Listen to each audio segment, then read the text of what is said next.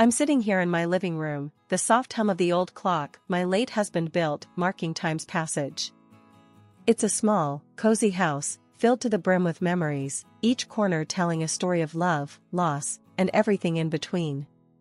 My name's Margaret, but everyone close calls me Maggie. I'm 69 years young, a retired school teacher who's seen her fair share of life's ups and downs. My son, Jack, is a strapping lad of 42. Married for more than a decade, he's got a daughter, Lily, who's as bright and lively as a 10-year-old can be. Then there's Emily, my daughter-in-law. Our relationship's been, well, complicated, to put it mildly. Mom, you sure you don't need anything else done around here? Jack's voice pulls me from my thoughts as he stands in the doorway, concern etched on his face. I shake my head, offering him a smile. I'm all set, sweetheart. This old house is holding up just fine, thanks to your dad's handiwork. He nods, though I can tell he's not entirely convinced. All right, but if you need anything, you call me, okay? Don't bother with Emily, you know how she gets. I sigh. Jack, she's your wife. I don't want to cause any trouble between you two. He shrugs, a bit of frustration showing. Yeah, well, things have been tense. But we'll manage. We always do. The conversation shifts to lighter topics, Jack filling me in on Lily's latest school project and Emily's plans for the weekend. But there's an unspoken tension in the air, a distance that wasn't there before.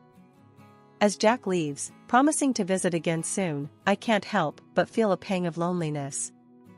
The house feels emptier without the laughter and chaos that used to accompany my son and his family's visits. The phone rings, shattering the silence.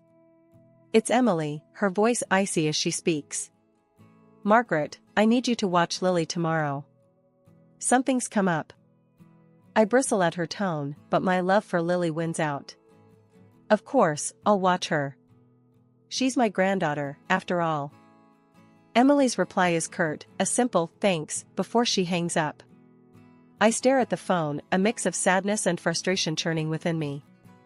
What happened to the days when Emily would chat with me about recipes and gift ideas for Jack? When did everything become so transactional? I spend the rest of the day tidying up the house, preparing for Lily's visit. It's in these quiet moments, surrounded by the love and care that went into building this home, that I find my strength. This house, built on memories, stands as a testament to the life my husband and I built together. And no amount of tension or harsh words can take that away from me. Back in the day, life was simpler, or so it seemed. I was still teaching, shaping young minds, while my son Jack was just starting to make his way in the world. Emily entered our lives like a whirlwind, full of ideas and ambition, which I admired, even if we didn't see eye to eye on everything. Mom, I want you to meet Emily, Jack had said, his eyes shining with that look of love I hadn't seen in a long while. I think she's the one. I remember meeting her for the first time. She was outspoken, a stark contrast to the quiet steadiness of my Jack. Pleased to meet you, Mrs. Thompson, she'd said, offering me a firm handshake that somehow felt more like a challenge than a greeting.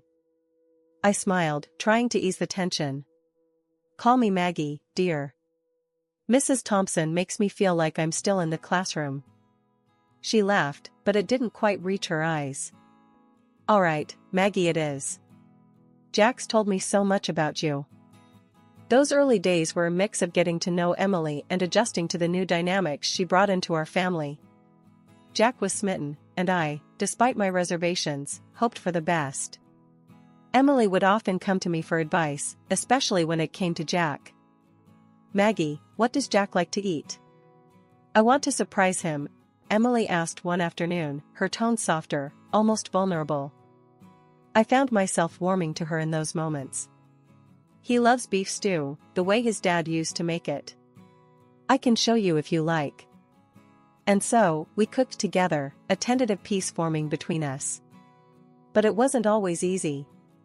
Emily had strong opinions, especially about how Jack should be advancing his career, which often led to heated discussions.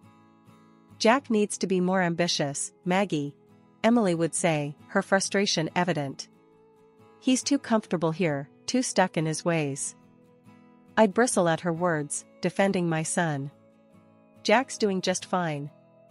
He's building his life, his way. Not everyone needs to chase after money and status. She'd sigh, rolling her eyes. You don't get it. We need more if we're going to make something of ourselves. Despite these clashes, I saw how she pushed Jack, how they grew together. When Jack landed a well-paying job and later started his own business, I couldn't help but feel a grudging respect for Emily's drive. Yet, as their fortunes changed, so did our relationship. The visits became less frequent, the conversations more strained. Emily's requests for my help or advice dwindled until they stopped altogether. I missed my granddaughter terribly in those days. Lily was a bright spark, always eager to learn, to explore. I cherished the moments she'd spend with me, her laughter filling the house with joy. Why doesn't Grandma come over anymore? I overheard Lily ask her parents one day, her voice tinged with confusion and sadness. Jack was quick to reassure her. Grandma's always welcome, sweetheart. We've just been busy, that's all. But Emily's response was cooler, more distant. Your grandma has her own life, Lily. We can't expect her to be around all the time. I bit my tongue, refusing to let the hurt show. Instead, I focused on the love I had for my family, holding on to the hope that things would improve. It was Lily's 10th birthday, a milestone I'd been looking forward to for months. I had a special gift picked out, a book of fairy tales I knew she'd love, each story carefully chosen to spark that bright imagination of hers. But then, the unexpected happened. I didn't get an invite to the party. Not a call, not a message, nothing. It was as if I'd suddenly become invisible to them. Puzzled and hurt, I picked up the phone and dialed Jack's number. He answered on the second ring, his voice cheerful yet harried. Hey, Mom. What's up? Jack, I was just wondering about Lily's birthday. Is there a party planned? I tried to keep my voice light, but a note of disappointment must have crept in. There was a pause, then, what do you mean? Emily sent you an invite weeks ago. She said you told her you couldn't make it. Said you had other plans? My heart sank. No, Jack, that's not true. I didn't receive anything. I wouldn't miss Lily's birthday for the world. I could hear the confusion in his voice as he replied, That's weird. I'm sure there's been some misunderstanding. I'll talk to Emily and get back to you. But he never did get back to me about it. The next day, through the grapevine of small-town gossip, I found out the party was happening at their house, not out of town as I'd been led to believe. Feeling a mix of anger and sadness, I decided not to confront them about it. Instead, I dropped off the gift at their doorstep early in the morning, hoping Lily would at least know I'd thought of her. A few days after the party, I bumped into Karen, a neighbor, at the grocery store. She was all too eager to spill the details of the party, not realizing I hadn't been there. Oh, Maggie, it was such a lovely do. Emily outdid herself this time. Shame you couldn't make it, though. Lily kept asking for you. Karen chattered on, unaware of the hurt her words inflicted. I forced a smile, thanking her for the update, and quickly made my excuses to leave. The walk home felt longer than usual, each step heavy with the weight of betrayal. The situation gnawed at me until I couldn't take it anymore. I needed answers. So, I called Jack again, this time more determined. Jack, we need to talk about Lily's birthday, I said, cutting straight to the chase. There was a heavy sigh on the other end. Mom, now's not a good time. We're swamped with orders at work, and Emily's not been feeling great. I persisted. I understand, but I need to know why I was told the party was somewhere else when it wasn't. Why was I lied to, Jack? There was a long pause, then Jack's voice, weary and a bit defensive. Mom, it's just. Emily thought it would be easier this way. She felt the dynamics have been a bit off lately and didn't want any awkwardness at the party. I felt a rush of anger and disbelief. So, you decided to exclude me? To lie to me? Is that how we're solving problems now? Mom, I'm sorry. I didn't know what else to do.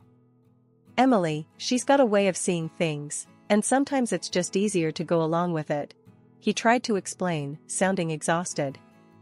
I was too hurt to argue further. I see. Well, I hope it was worth it. I hope lying to your mother and excluding her from her granddaughter's birthday felt easier for you.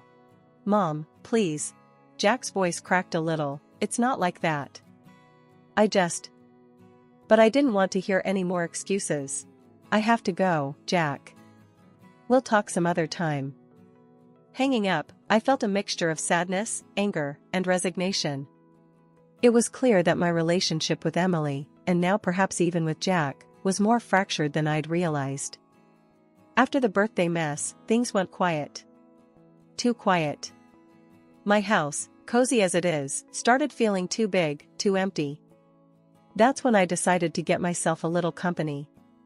A small dog, a bundle of energy and love. Named him Buster. The moment I laid eyes on him, I knew he was the one to fill the house with life again. I couldn't wait to tell Lily about Buster. She's always loved animals, and I thought this might just be the thing to get her to visit. Picking up the phone, I dialed their number, heart racing a bit as it rang. Grandma. Lily's voice, bright and cheerful, filled my ears the moment she picked up. How are you? Doing just fine, love. Guess what? I've got a surprise for you. A little dog named Buster, I said, unable to keep the excitement from my voice. Really? A dog? That's awesome. I want to see him. Can I come over? Her enthusiasm was music to my ears. Of course, sweetheart. Anytime you want, I replied, feeling a warmth spread through me. Turns out, I didn't have to wait long. That very afternoon, the doorbell rang. There stood Emily, looking as if she'd rather be anywhere else, and Lily, eyes sparkling with excitement. We can't stay long, Emily announced, barely crossing the threshold. Ignoring the tension, I ushered them into the kitchen, deciding to make the best of it. Let me get you some tea and cake. Make yourselves at home. As we settled, Emily's eyes roamed, landing on the new oven and the bits of new furniture around the house. These are new, she remarked, her tone sharp. Who bought them for you?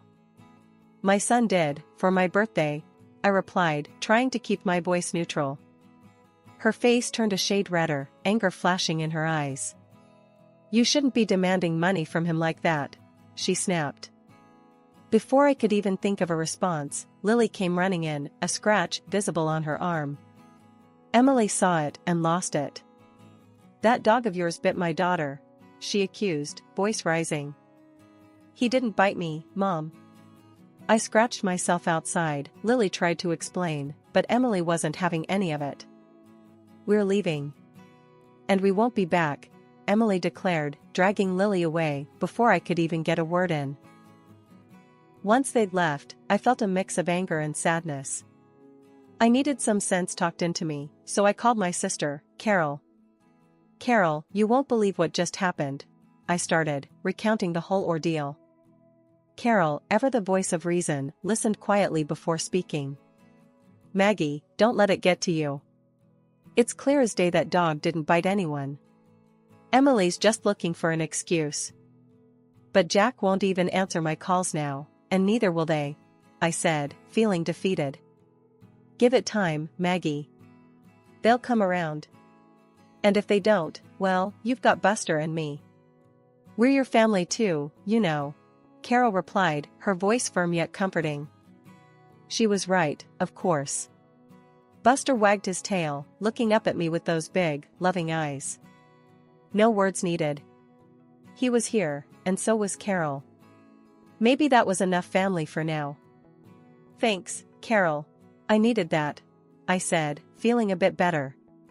Want to come over and meet Buster? I thought you'd never ask. I'll be right over, she replied, and I could hear the smile in her voice. Hanging up, I looked down at Buster, who seemed to sense my mood had lifted. Looks like it's just you and me, kid. And Carol, when she gets here. We're gonna be just fine. A year. A whole year without a word, without seeing their faces. The silence was deafening, the loneliness, a constant companion alongside Buster. Then, life threw another curveball, pneumonia. It hit me like a freight train, landing me in the hospital, before I even knew what was happening. Carol, bless her, was by my side every day, worry etched deep in her brows. Lying there, hooked up to machines that beeped and hummed, I felt the weight of the year's silence heavier than ever. "Carol, can you call Jack for me?"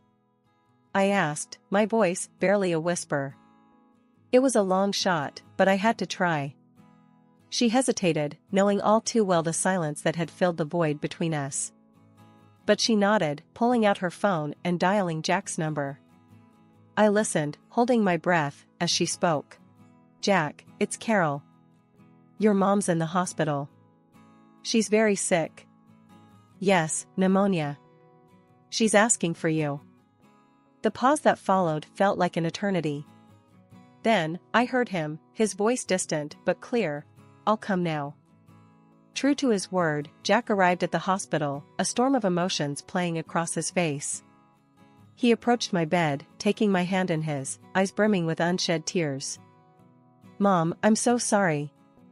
I should have been here," he started, his voice breaking. "I've been such a fool." I could barely speak, my illness and the emotion of the moment rendering me weak. "Why, Jack? Why did you believe that, about Buster?" He looked away, shame coloring his features. "Emily told me, showed me a scratch on Lily's arm. Said Buster attacked her. I was angry, hurt. I thought I don't know. I just..." Listening to him, it was clear how deeply the lie had cut, driving a wedge between us. "Jack, you know Buster. He wouldn't hurt a fly." "I know now, Mom. I saw him, he's gentle." "Emily, she lied to me." "I'm so sorry. I should have known better," he admitted, his voice laced with regret. The admission, the apology, it was bittersweet. My heart ached for the lost time, for the pain we'd both endured because of a lie. "Jack, it's okay. We're here now. That's what matters," I said, squeezing his hand, offering forgiveness, because holding on to anger would only prolong the pain. He nodded, wiping away a tear. "I'm going to make this right, Mom. I promise." Hearing those words, feeling his hand in mine, I believed him. Maybe this was the start of mending what had been broken, of healing not just my body, but our family too. Things were just starting to look up when out of nowhere, trouble came knocking again. This time, it wore a suit and called itself a lawyer, claiming to represent Jack. The voice on the phone was all business, saying he needed me to sign some documents, because Jack was abroad and in a bind. Something about the whole thing smelled fishy to me. First thing I did was try calling Jack, but wouldn't you know it, his phone was as good as a brick. No answer. That's when I got that sinking feeling in my gut. I rang up Carol, told her to come over quick. "Something's not right," I told her, pacing the floor until she showed up. When the lawyer showed up, all smiles and handshakes, I knew I had to play it smart. He pushed a stack of papers towards me, saying it was all just formalities, that Jack needed this done pronto. "I'd like a minute to read these, if you don't mind," I said, trying to buy some time. "Oh, there's no need to worry.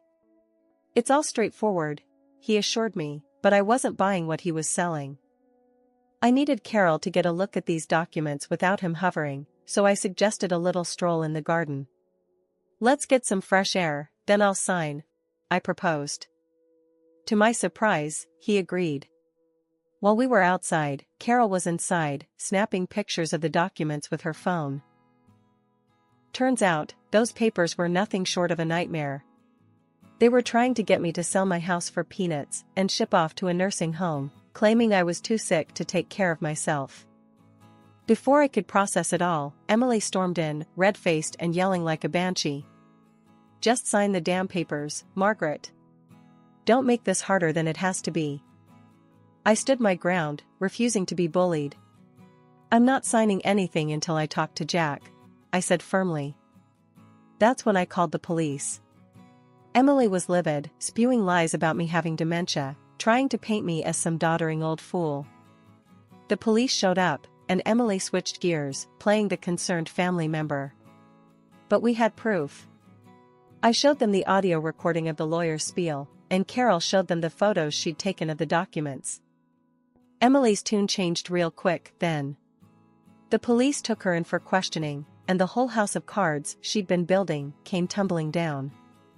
After the fiasco with the lawyer and Emily's plot being foiled, things started moving quickly. The police had enough evidence to start unraveling the tangled web of lies that had been spun around me. But the real turning point came when Jack finally got back from his trip abroad. He was shocked to learn about the chaos that had unfolded in his absence. Jack came straight to my house, a mix of worry and anger clouding his face. "Mom, I just landed and heard about what happened. Can you fill me in on everything?" I sighed, looking at my son, seeing the confusion and hurt in his eyes. "Jack, it's been a mess. That lawyer, the one Emily hired, tried to trick me into signing away the house. And if it weren't for your Aunt Carol, I might have fallen for it." Jack's face turned red with anger. "That's unbelievable. Emily told me she was just taking care of some family business while I was gone. I had no idea she was plotting something like this." Carol, who had been a rock throughout this ordeal, chimed in. "We caught everything on tape, Jack. And I took pictures of the documents they tried to get Maggie to sign. It's clear as day what their intentions were." Jack shook his head in disbelief. "I can't believe she'd go this far. To think, she used our daughter to further her lie. I'm going to confront Emily about this. She needs to explain herself." The confrontation between Jack and Emily was inevitable. He left our house, determined to get to the bottom of things. When he returned, he was alone, his expression somber. "Mom, Emily," she admitted to everything. "Said she felt cornered, that she didn't know what else to do. I told her it's over. We're getting a divorce. I can't be with someone who'd put my own mother through something like this." Hearing Jack's words, I felt a mix of relief and sorrow. Relief that the truth was finally out, but sorrow for the pain my son was going through. "Jack, I'm so sorry it's come to this. But I'm proud of you for standing up for what's right." Jack nodded, pulling me into a hug. "I should have listened to you sooner, Mom. I'm just glad you're okay."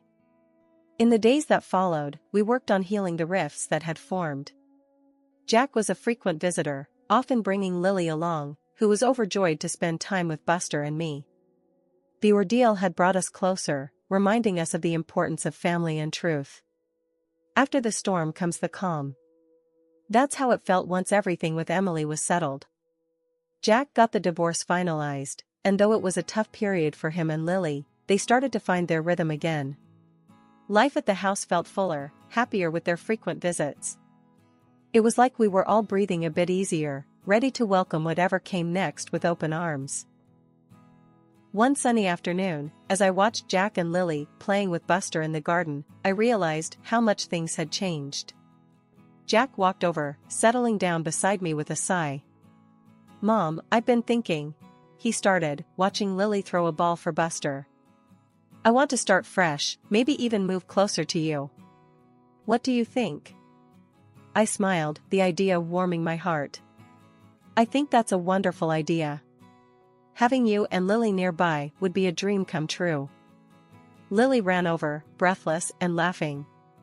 "Grandma, did you see how fast Buster is?" Her eyes sparkled with joy, so much like her father's. "I sure did, sweetheart. He's got quite the sprint on him," I replied, hugging her close. As we sat there, chatting about school, friends, and all the little things in between, I couldn't help but feel a deep sense of gratitude. The ordeal we'd gone through had somehow brought us closer, strengthening the bond between us. Later that week, Carol dropped by for her usual visit.